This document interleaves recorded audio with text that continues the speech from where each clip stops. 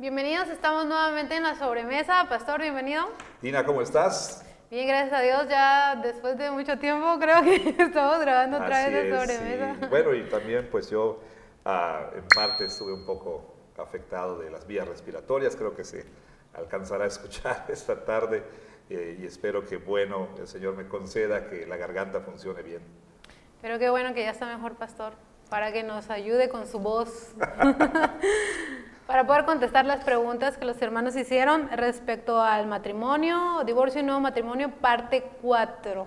Así es, parte 4 ya en esta subserie dentro de nuestra exposición de la primera carta de Pablo a los Corintios, así es. Sí, estamos en la carta a los Corintios y pues si usted se quiere poner al corriente de algunas sobremesas anteriores, puede entrar y ver en nuestra lista de reproducción, están todas las sobremesas por episodios. Estamos en el episodio 8 de la segunda temporada y ya en esta etapa, Pastor, usted empezó a hablar acerca de matrimonio, divorcio y hubieron algunas preguntas respecto a los estados de algunos hermanos, respecto a aquellos que han experimentado ya divorcio, a aquellos que no se han casado, pero pues tienen hijos y cómo pueden ellos, bueno, abordar o responder bíblicamente en su situación actual, en su estado actual. Y una de las preguntas de una persona fue que esta persona nunca se casó por la iglesia, ni por lo civil, pero sí tuvo una relación con una persona y siendo madre soltera o padre soltero, la pregunta es si se puede volver a casar o sigue estando unido en cierto sentido a su expareja. O sea, entiendo que la persona, vamos a asumir que es una mujer, una madre soltera. Entiendo que si bien no se casó ni por lo civil ni por la iglesia, vivía con una persona, procrearon un hijo o hija, no lo sé, y bueno, vivieron un tiempo, pero realmente nunca estuvieron, vamos a decirlo así, legalmente casados. La pregunta es, bueno, si así es como la enviaron, bueno, quizá no sea la mejor manera de hacerla, porque dice que si la persona pregunta que si puede volver a casarse, bueno, no. realmente nunca estuvo casada. Legalmente hay quienes argumentan, aún dentro de la iglesia, que últimamente el matrimonio es asunto de dos personas que hacen un pacto mutuo, un pacto entre ellos dos, y luego se presentan ante la sociedad habiendo hecho ese pacto, que no hay necesidad de que ninguna autoridad sancione o, digamos, declare esa unión legal. Pero yo no soy de esa idea. Yo creo que el matrimonio debe ser realizado de manera formal ante testigos, ¿sí? En una ceremonia. Y cuando digo ceremonia no quiero decir con esto, no estoy especificando nada, pero en un acto público en el que hay testigos, es lo que quiero decir. Y por supuesto, para mí lo más importante es que esto sea en la comunidad del pacto, la iglesia.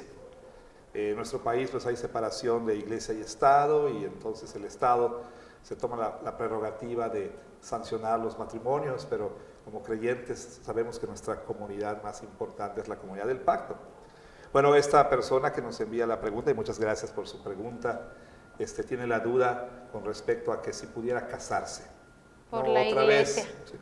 Por la iglesia, por claro. La iglesia. Entiendo que esta situación, bueno, pecaminosa, ¿sí? Es una situación que ha quedado en el pasado. Entiendo, bueno, no da más detalles, pero asumiría que por la pregunta que no está viviendo con la persona con la que procreó un hijo o hija, ¿sí? Entiendo que, bueno, quizás estoy asumiendo demasiado, pero si hay arrepentimiento genuino que viene del Espíritu Santo, hay una confesión de pecado y un abandono de la práctica pecaminosa, la Biblia nos dice que hay perdón, que el Señor limpia, restaura, transforma, etc. Ahora bien, y esto quizá es asunto del sermón siguiente, que debido a la manera en que estamos grabando, ese sermón siguiente es un sermón que ya pasó, o sea, es como el volver al futuro, y a lo mejor vamos a tener una paradoja del tiempo y el universo como lo conocemos va a desaparecer, porque el futuro y el presente se van a encontrar, o el futuro y el pasado. Bueno, el punto es que esto viene más adelante. El apóstol Pablo insiste 3 veces en los versículos 17 al 24, cada uno permanezca, ¿sí? Cada uno permanezca, bueno, voy a ser preciso, voy a leerlo aquí. Dice así en el versículo 17, cada uno como el Señor le repartió o le asignó, y como Dios llamó a cada uno, así camine, así ande, así haga, dice la Reina Valera. Versículo 20, cada uno en el estado en que fue llamado, en él se quede. Y luego dice, fuiste llamado siendo esclavo, no te dé cuidado, ¿verdad? Pero también si puedes hacerte libre, procúralo más. Fuiste llamado siendo circuncidado, quédate así. Y luego dice el apóstol Pablo, el versículo 24, cada uno, hermanos, en el estado en que fue llamado, así permanezca para con Dios. En el 27 él va a decir, estás ligado a mujer, no procures soltarte, estás libre de mujer, no procures casarte. Mas también si te casas, no pecas, y si la doncella se casa, no peca. Bueno, juntando todo esto, mi respuesta sería, tal persona no estaría cometiendo algún pecado al buscar el matrimonio, siempre y cuando sea en el Señor. ¿Sí? Digo, lo ideal sería que pudiera casarse con la persona con quien procreó un hijo. Pero vamos a suponer que esto ya esté fuera del mapa, que ya no sea una posibilidad, ¿sí?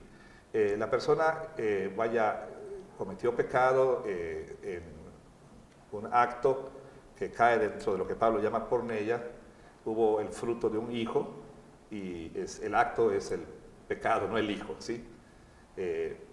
Pero bueno, ya ha habido, como dije, arrepentimiento. Si ya ha habido arrepentimiento, eso es parte ya del pasado que el Señor ha perdonado.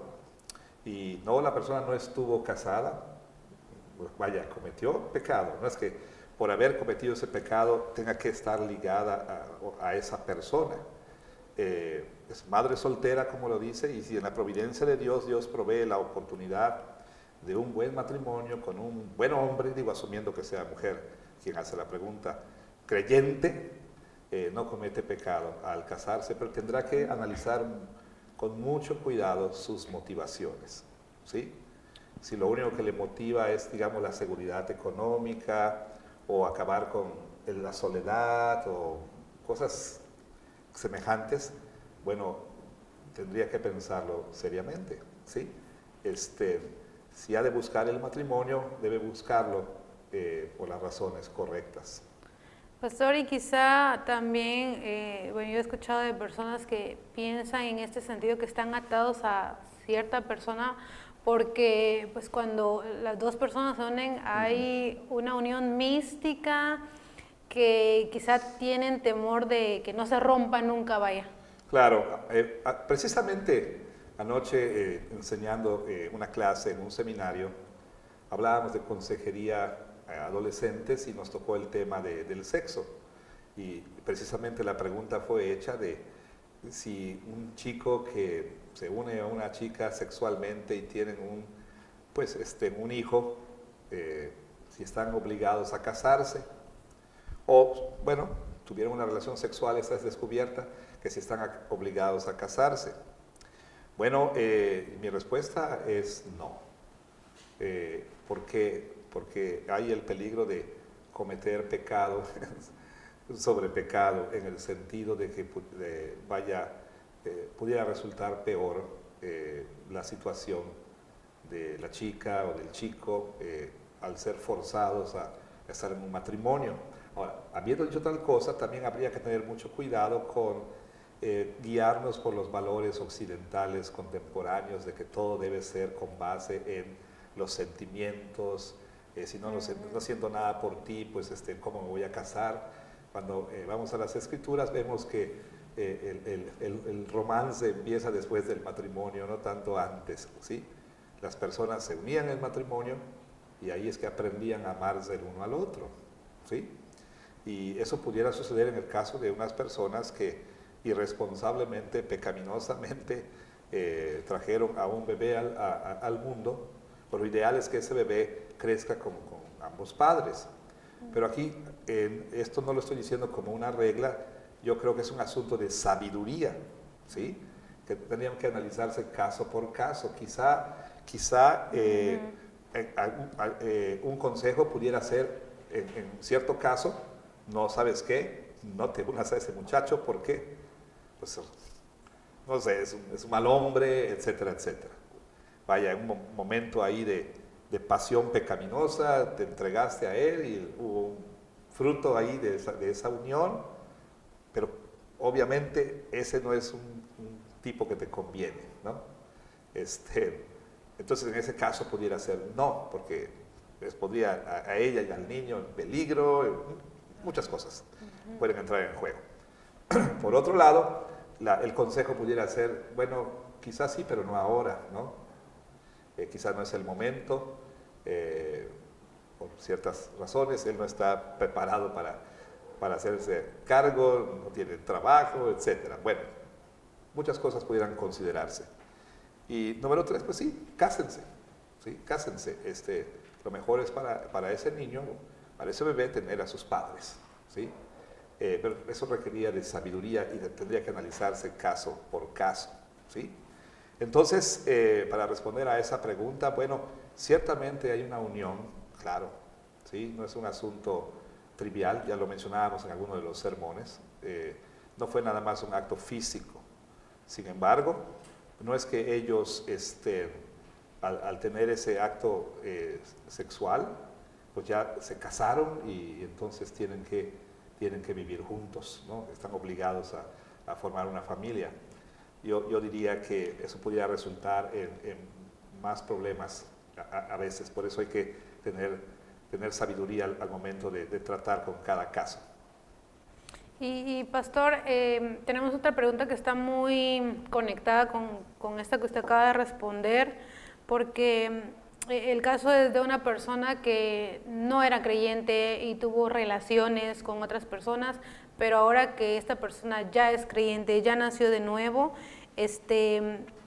y tiene una responsabilidad supongo que de un hijo con una de estas personas, debería de tener esta persona, la pregunta es, la intención de regresar con alguna de sus parejas anteriores, y si tuvo pues varias parejas, ¿con quién debería regresar? ¿Con quién debería regresar? Bueno, creo que se va mucho, sí, Pastor, sí. A este entendimiento de que sí, hay una unión mística, algo que sucede en la unión de un hombre y una mujer, y eso trae confusión al qué debería de hacer. Sí, bueno, en ese caso tendría que regresar con todas, ¿no? Y sí, ser una especie de harem, ¿no? Porque no es realmente no. Vaya, el hecho de haber pecado no quiere decir que ya la persona entonces, digamos, está casada ya con esas personas. Bueno, lo que hizo es hacer uso de esa ceremonia que, vamos a decirlo así,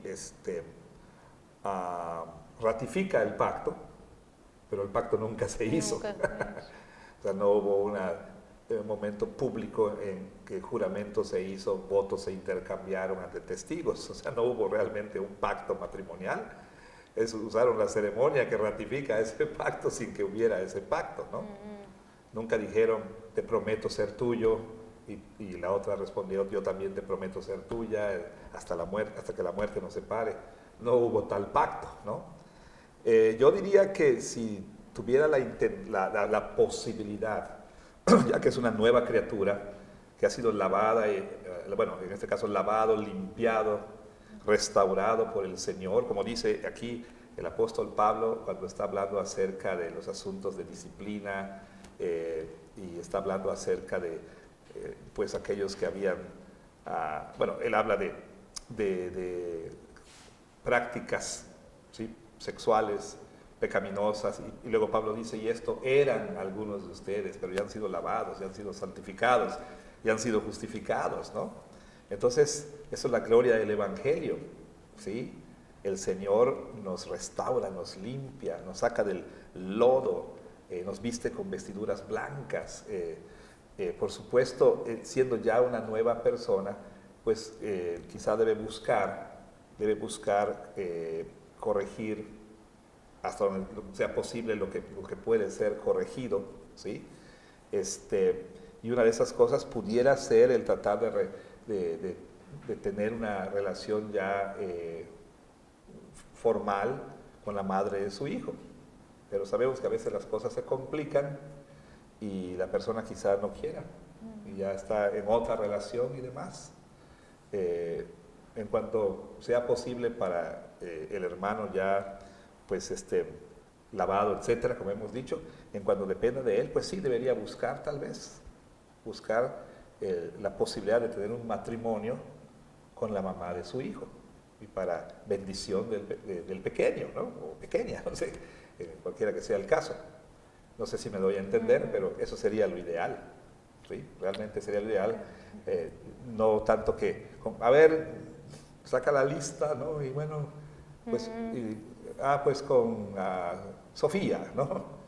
Y se casa con Sofía y entonces ya se complica más la vida, tiene hijos con Sofía y mientras que tiene que visitar a María, que es mamá de su hijo, o sea, no que no pudiera, ¿sí? Pero lo ideal es que pues se case con la mamá del niño o niña, no sé. Ok, gracias, pastor. Y pastor, hablando de las esposas creyentes, una de las cosas que Pablo estuvo mencionando es la manera en que Dios santifica al cónyuge que no es creyente a través de aquel que sí es creyente. Y cómo una esposa puede santificar a su esposo en la práctica. Porque la pregunta es, ¿soy parte activa? ¿Y de qué manera yo puedo ayudar a mi esposo para que este esposo sea santificado, que llegue a conocer al Señor a través de mi vida? Bueno, habrá que precisar lo que se está diciendo aquí porque da la impresión de que la esposa creyente es como una especie de estos aerosoles, ¿no? Que se ponen en las casas, que despiden de tiempo en tiempo, aromatizante, que pues llena la casa con un olor muy bonito y entonces vaya que la esposa tiene algún poder santificador, ¿no? Vamos a ver qué dice el apóstol Pablo. Dice el versículo 14 del capítulo 7, bueno, desde el 13, si una mujer tiene marido que no sea creyente y él consiente en vivir con ella, no lo abandone, porque el marido incrédulo es santificado no por la mujer, sino en la mujer, ¿sí? Y la mujer incrédula en el marido. ¿Qué quiere decir esto?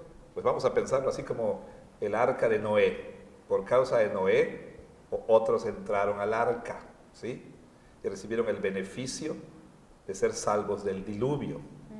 Ahora sabemos que haber sido salvos del diluvio no garantizó que todos habían sido transformados, regenerados, que tenían fe salvadora, entre ellos Cam, ¿no? Cam, el hijo de Noé. Dios le concedió esa gracia especial de ser salvo del diluvio, estuvo en el arca, bueno, estuvo incluido en el pacto que Dios hizo con Noé, ¿sí? Y recibió los beneficios de la relación de pacto de su padre. De esta misma manera, el cónyuge no creyente es santificado en la mujer, es incluido en las bendiciones que Dios da, ¿sí? Por causa del creyente, de la creyente en este caso, ¿sí? Es como que, como ella es creyente, ¿sí? Su casa viene a ser una especie de arca de Noé, vamos a decirlo así, ¿no? Y por causa de estar en esa arca de Noé, bueno, recibe este hombre beneficios de parte de Dios, ¿sí? O la mujer según sea el caso, esposo, esposo según sea el caso. Pero de nueva cuenta, no es que lo que la mujer haga va a producir santificación en el esposo. Ahora, si lo que quiere decir esta persona es cómo puede contribuir para que este esposo pudiera, por la gracia del Señor, buscar a Cristo. Bueno, eso es lo que el apóstol Pedro dice. En su capítulo 3, hicimos alusión a esto en el sermón correspondiente.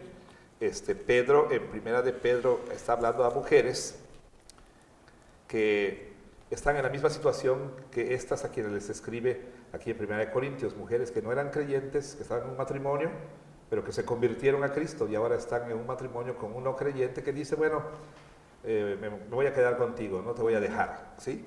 Entonces en el capítulo 3 dice, asimismo ustedes mujeres estén sujetas a sus maridos, para que también los que no creen a la palabra sean ganados sin palabra, y aquí está, por la conducta de sus esposas, considerando su conducta casta y respetuosa. Imagínate a una mujer, y podemos leer, si eres tan amable, podemos leer este pasaje en la NBI y en la NTV. El versículo 2. Ajá. NBI, al observar vuestra conducta casta y respetuosa. Desde el 1, vamos a ver desde el 1. Desde el 1. Sí. En NBI. En la nueva versión internacional. Okay. ¿Cómo dice? Asimismo, esposas, sométanse a sus esposos, de modo que si alguno de ellos no cree en la palabra, puedan ser ganados más por el comportamiento de ustedes que por sus palabras, al observar su conducta pura y respetuosa. Claro, no que el testimonio verbal no sea importante, porque el evangelio es un mensaje que se tiene que comunicar, pero la esposa, Pedro está diciendo, tiene que respaldar ese mensaje con su conducta. ¿Cuántas hermanas, en su celo por evangelizar a sus esposos, lo evangelizan a bibliazos, ¿verdad? Y le quieren meter la religión por la garganta, ¿no? Pone la televisión cristiana, ¿no? O ponen la radio cristiana o ponen música cristiana, le sirven su sopa de letras con Juan 3:16 así escrito, ¿no?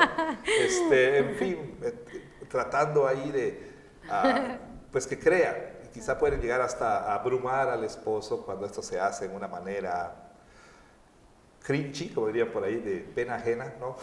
O cuando la mujer es dominante y quiere forzar al esposo, eso no funciona muy bien. Claro que Dios puede, a pesar de todo eso, llamar al esposo no creyente a Cristo, o peor aún, cuando la esposa dice una cosa, pero pues es regañona, respondona, indómita, o no se sujeta al esposo, y peor aún, cuando pone a la iglesia de pretexto para no atender al esposo, en fin, todo eso puede entrar en juego, ¿verdad? Y Pedro lo que dice es, pues no tengan una conducta que haga que el esposo diga, pues yo quiero lo que mi esposa tiene, ¿sí? No, ahora no quiere decir que esto va a ser siempre fácil. De hecho, en tiempos del apóstol Pablo, el apóstol Pedro, hubo muchas mujeres que sufrieron mucho, ¿sí? Mucho. En manos de sus esposos incrédulos. Pero bueno, al final del día, el tener una conducta cristiana, respetuosa, casta, puede hacer que el Señor use esto para que Él traerlo a los pies de Jesús, pero no es una garantía tampoco. Claro. ¿Y la NTV cómo lo dice, perdón? La NTV, sí. Ahorita vamos a ver. La NTV dice, de la misma manera ustedes esposas tienen que aceptar la autoridad de sus esposos.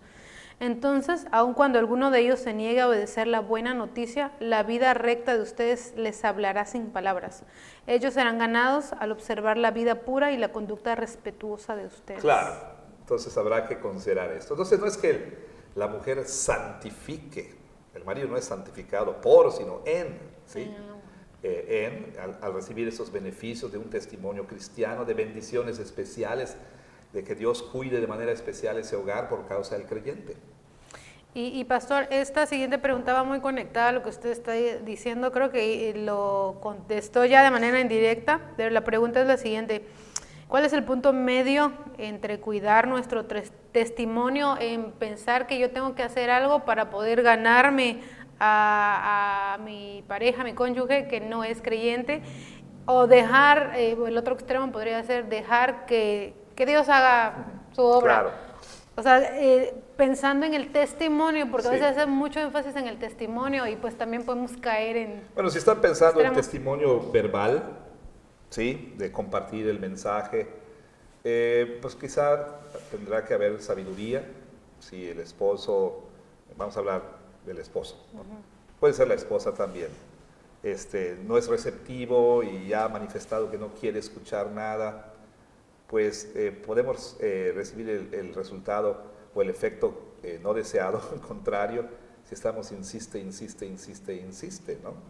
Habrá que ser sabios para saber cuándo, valga la redundancia, para saber cuándo compartir el mensaje del Evangelio. Ahora, importante, creo que lo más necesario es que el cónyuge cristiano pues pelee esa batalla sobre sus rodillas, orando y manteniendo un buen testimonio, como decía Pedro. Es bien importante la conducta, ¿sí?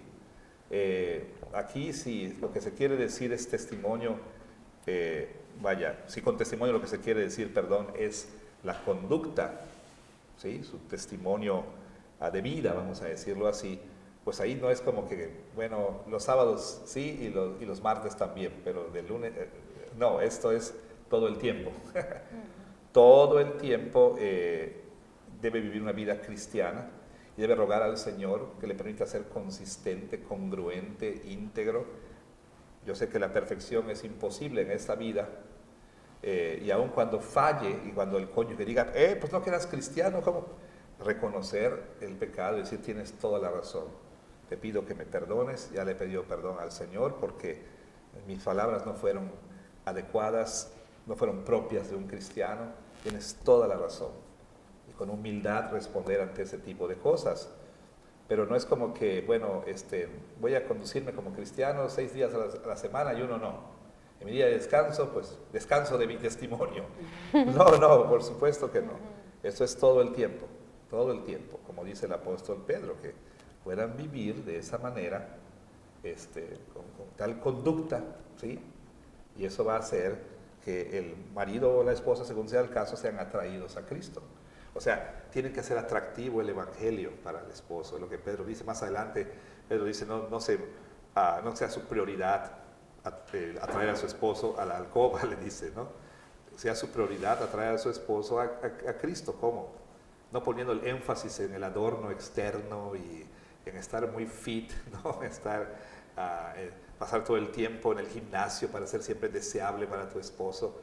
Bueno, eso no tiene nada de malo, pero quizá al mismo nivel o aún más sea atractiva espiritualmente, o mejor dicho, que la manera en que te conduces, tu carácter, tu dominio propio, tu prudencia, tu paciencia, todo eso adorne el Evangelio y haga el Evangelio atractivo para el esposo, ¿sí? A mí me llama la atención que aquí Pedro dice una conducta respetuosa y habla mucho de respeto. Sí, claro. Y Efesios, cuando habla del matrimonio, dice el esposo ame a su esposa y la mujer respete a su marido. Porque eso quiere un esposo. Y es respeto. Que es lo que iba a mencionar, claro, que es una de las maneras más poderosas en que uno puede amar a su esposo, pero es una de las maneras más difíciles como mujeres, porque en nuestro pecado muchas veces no honramos a nuestros esposos. Esa es la lucha de las mujeres, la herida en su feminidad, o sea, querer tener una posición de autoridad que no les corresponde, ¿no? Y entonces quieren, las que fueron creadas, van a funar este video. Dígalo, basta. Las que fueron creadas para no sé si pueden editar con desaparezca la palabra para que el algoritmo, ¿no? Lo van a mutear ahorita. Muteen el plip ahí, ¿no? No, fueron creadas para seguir, ahora quieren mandar. ¿Sí? Y entonces, hay extremos, o sea, y hay grados también. Sí, hay grados en las maneras en que eso ha afectado a diferentes mujeres. Hay unas más mandonas que otras, ¿no? Otras más indómitas que otras, sí, pero es la lucha de cada mujer. Claro.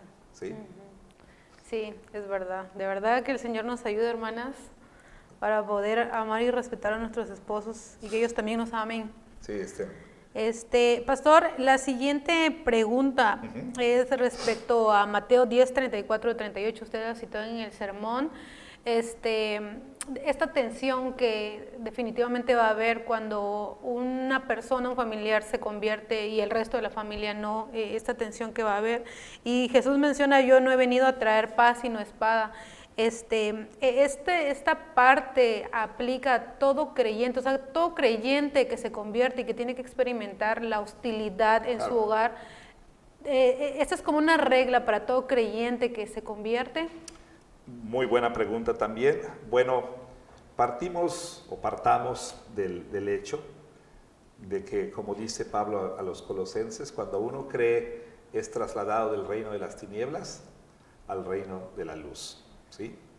Entonces, ahí hay un cambio de lealtades. ¿Sí? Antes nuestra lealtad era a Satanás y al pecado. Ahora nuestra lealtad es a Cristo Jesús. Ahora Él es nuestro Rey. Antes nuestro amo era el pecado. Seguíamos la corriente de este mundo y estábamos nosotros bajo el dominio del príncipe de la potestad del aire, como dice el apóstol Pablo a los Efesios. Pero cuando el Señor nos liberta en su gracia, cuando nos redime, pues Él nos traslada a su reino.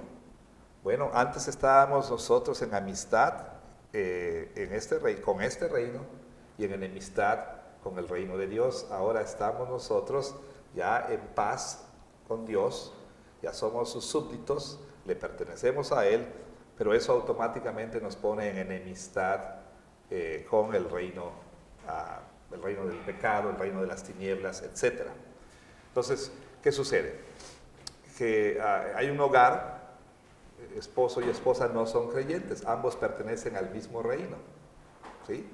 Entonces no hay ningún conflicto allí, en ese sentido, en términos espirituales. Puede haber toda clase de conflictos, pero en cuanto a cuestiones, digamos, últimas, espirituales, pertenecen al mismo reino y tienen la misma lealtad. Pero cuando uno de los dos cree en el Evangelio, entonces sucede lo que nuestro Señor Jesucristo dijo y anunció como un hecho. Esto es lo que va a suceder, dijo Jesús. Y dice, yo no he venido a traer paz sino espada. Y lo que sucede es que efectivamente el Evangelio va a crear división. ¿Por qué?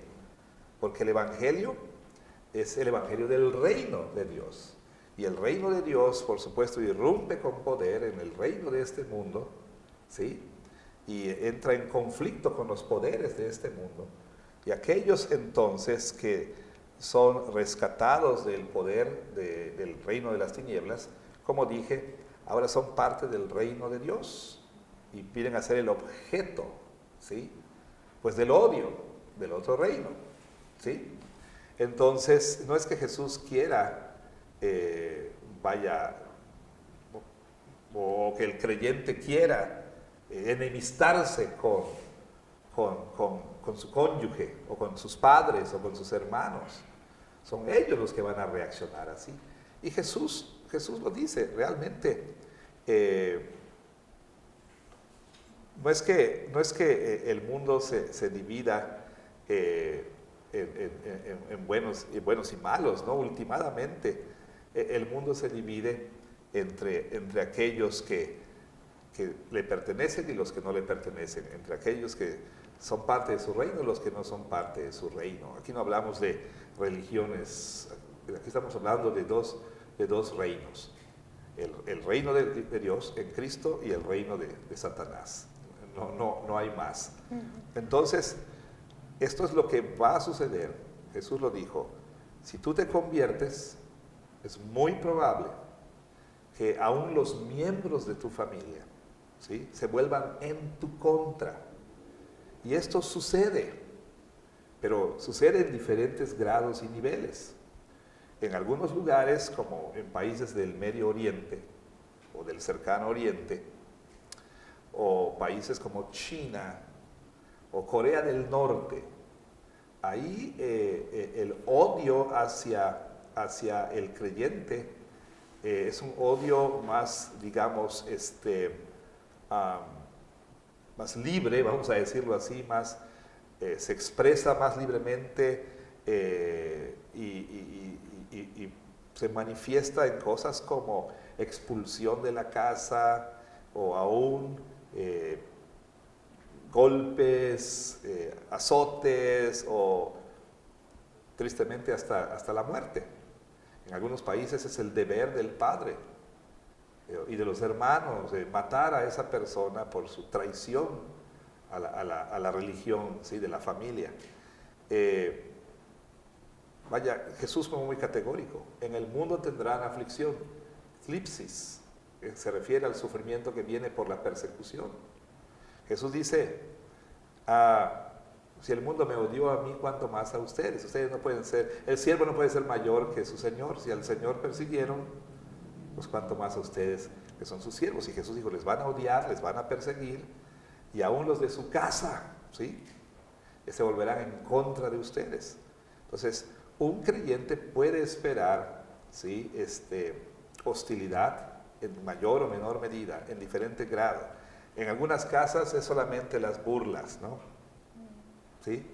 O que la parte creyente entonces ya empiece, no creyente, perdón, ya empiece a hacer cosas que no hacía antes, a prohibir cosas que no prohibía antes, a ponerse más duro en algunas cuestiones. O a propósito, aunque no le gustaba ir al cine, ahora vamos al cine y el domingo a las 11, ¿no? Y empezar ese tipo de oposición. La oposición se va a manifestar en diferentes niveles.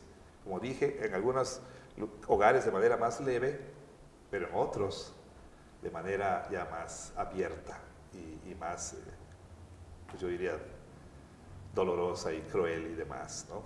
Entonces sí, todo creyente puede esperar eso, de su cónyuge no creyente.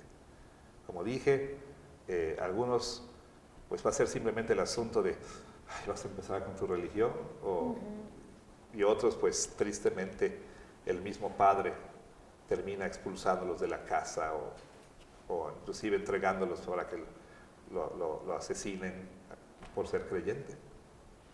Y muchas veces hay muchos predicadores que han hecho daño a la Iglesia de Cristo cuando enseñan que al momento de que uno llega al Evangelio, lo mejor de su vida está por venir y como que se va a acabar su sufrimiento. Bueno, si eso es lo que están diciendo, pues es completamente equivocado. Ajá, porque la Biblia constantemente habla del sufrimiento y querer omitir el sufrimiento, sí, o sea, muchas veces es un engaño. Como Joel Osteen y su libro Tu mejor vida ahora, ¿no?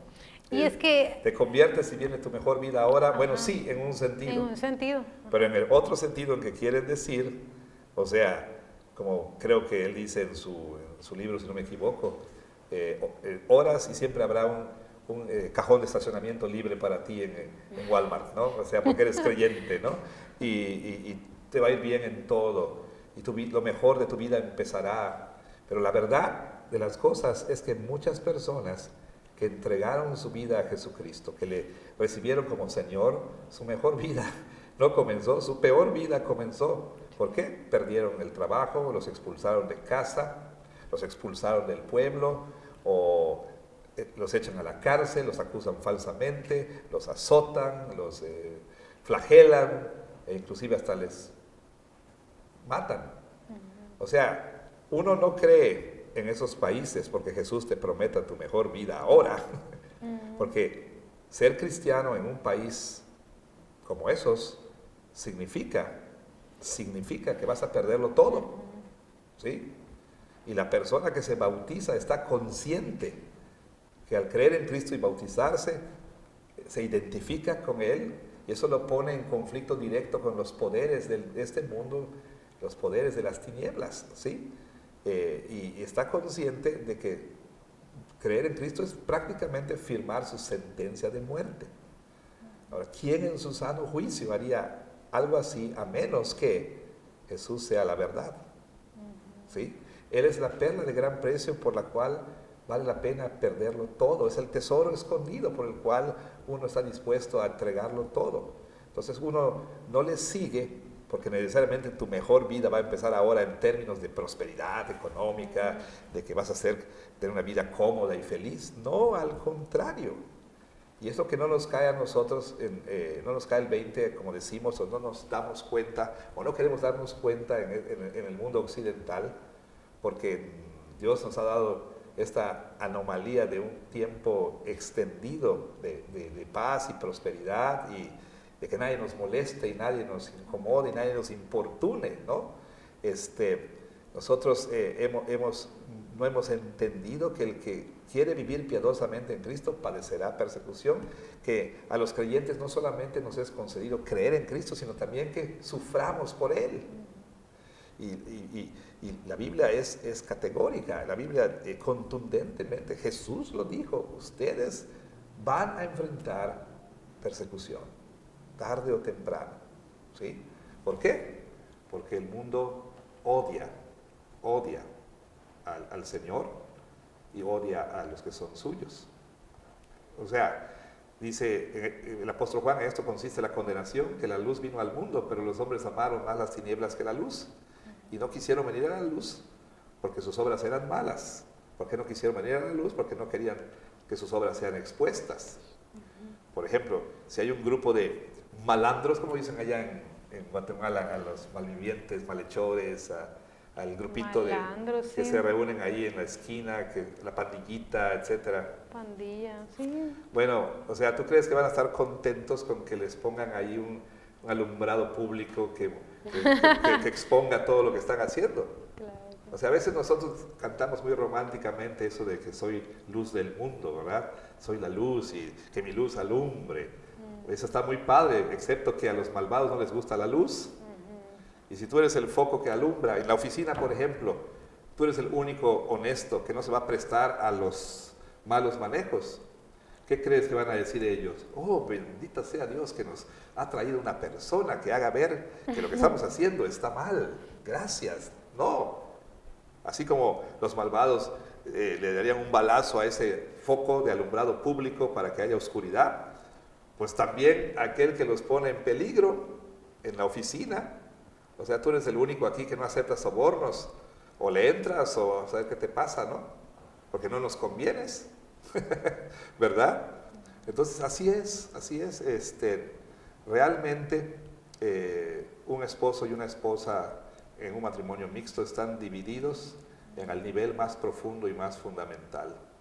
Tienen dos lealtades distintas, tienen prioridades distintas, valores distintos, amores distintos, ¿sí?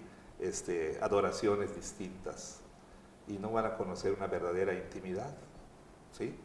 ¿Por qué? Porque pertenecen a dos reinos, son dos reinos distintos ahí conviviendo en un solo hogar.